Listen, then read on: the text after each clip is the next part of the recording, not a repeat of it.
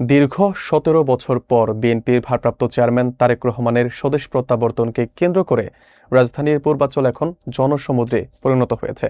কিছুক্ষণ আগেই ৩০০ ফিট সংলগ্ন বিশাল জনসভায় প্রধান অতিথি হিসেবে উপস্থিত হয়েছেন তিনি, যাকে ঘিরে দেশজুড়ে উৎসবের আমেজ বিরাজ করছে। ভোর থেকেই দেশের বিভিন্ন প্রান্ত থেকে নেতাকর্মীরা স্লোগান ও মিছিল নিয়ে সমাবেশস্থলে জড়ো হতে শুরু করেছেন। ঐতিহাসিক এই মুহূর্তের প্রত্যক্ষ সাক্ষী হতে অধীর আগ্রহে অপেক্ষা করেছেন লাখো মানুষ। বিস্তারিত থাকছে মাকসুদুল হোসেন তুষারের প্রতিবেদনে।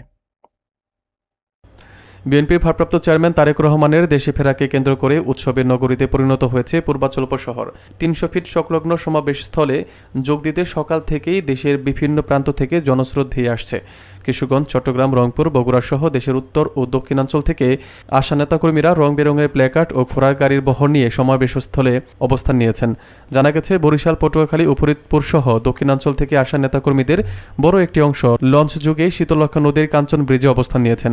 এছাড়া সিলেট, কুমিল্লা ও কক্সবাজার সহ বিভিন্ন জেলা থেকে আগত বিপুল সংখ্যক মানুষের উপস্থিতিতে পুরো এলাকা এখন লোকারণ্য। নেতাকর্মীদের সুবিধার জন্য আয়োজক কমিটির পক্ষ থেকে ৪ শতাধিক ভ্রাম্যমাণ টয়লেট, বিশুদ্ধ পানি, শুকনো খাবার এবং জরুরি চিকিৎসায় মেডিকেল ক্যাম্পের ব্যবস্থা করা হয়েছে।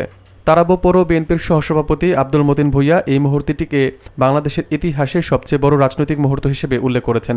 তিনি জানান, দীর্ঘ ১৭ বছর পর প্রিয় নেতার প্রত্যাবর্তনকে স্বাগত জানাতে সারা দেশে মানুষ প্রস্তুত। একই সুর শোনা গেছে নারায়ণগঞ্জ জেলা স্বেচ্ছাসেবক দলের সভাপতি মাহবুবুর রহমানের কণ্ঠেও। তিনি এই সমাবেশকে কেবল একটি রাজনৈতিক কর্মসূচি নয়, বরং একটি জাতীয় উৎসব ও সম্মানের বিষয় হিসেবে অভিহিত করেছেন। এদিকে জনসভাকে কেন্দ্র করে যে কোনো ধরনের বিশৃঙ্খলা এড়াতে কঠোর নিরাপত্তা বলয় করে তুলেছে আইনশৃঙ্খলা রক্ষাকারী বাহিনীর সদস্যরা।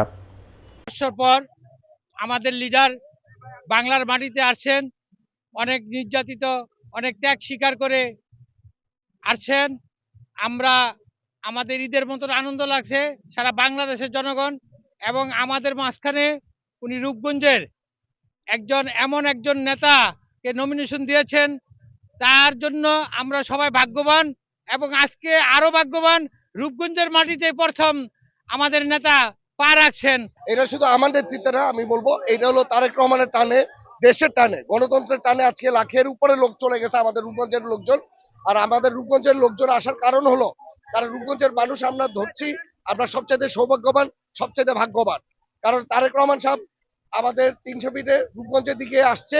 ইভেন এই আনন্দের জোয়ারে শুধু রূপগঞ্জের মানুষ, শুধু তারেক রহমান না, সারা বাংলাদেশে যত লোকজন আসতেছে, এখানে ১.৫ কোটি লোক আসতেছে, তাদেরকে আপনারা দেখতেছেন এখানে হেলথ ক্যাম্প করেছে, এখানে খাবারের ব্যবস্থা করেছি, এখানে টয়লেটের ব্যবস্থা করেছি, বিভিন্ন ফেসিলিটিস করে আমাদের রূপগঞ্জ থানা বিএনপি যাতে সবাইকে বিএনপি প্রতিটি মানুষকে যাতে অন্তরে রাখতে পারে, এই চেষ্টাটা আমরা করে যাচ্ছি। ধন্যবাদ সবাইকে।